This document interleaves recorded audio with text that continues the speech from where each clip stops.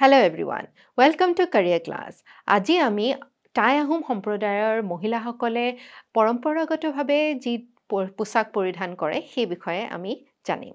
আজি মই পৰিধান কৰি আছোঁ টাই আহোমসকলে পৰম্পৰাগতভাৱে বিবাহিত মহিলাসকলে যি পোছাক পৰিধান কৰে সেই পোছাক পৰিধান কৰিছোঁ। আৰু ইয়াত এই প্ৰত্যেকটো অংশক কি নামেৰে জনা যায় সেই বিষয়ে আমি জানিম। ইয়াতে মই পৰিধান কৰিছোঁ এই মেখেলাখন, মুগাৰ মেখেলাখন। এই মুগা মেখেলাখনক টাই আহোম ভাষাত ফাচিং বুলি কোৱা হয়। আৰু লগতে যিহেতু মই বিবাহিতা সেইকাৰণে মই ইয়াতে ৰিহা এখন পিন্ধিছোঁ আৰু এই ৰিহাখনক কোৱা হয় ফাদাই। ইয়াৰ লগতে মই এটা চোলা পৰিধান কৰিছোঁ। এই চোলাটোক কোৱা হয় ফাচু। আৰু ইয়াতে মই এখন চাদৰ লৈছোঁ। এই চাদৰখনক কোৱা হয় ফামাই। ইয়াতে কিন্তু মই এটা বস্তু পৰিধান কৰা নাই, সেইটো হৈছে ইয়াতে মূৰত এখন কাপোৰ ধুনীয়াকৈ মেৰিয়াই দুইফালে মানে পখিলাৰ দৰে দেখি পোৱা যায়। কাপোৰখন এনেধৰণে মেৰিওৱা হয়। সেই কাপোৰখনৰ নাম হৈছে ফাৰু।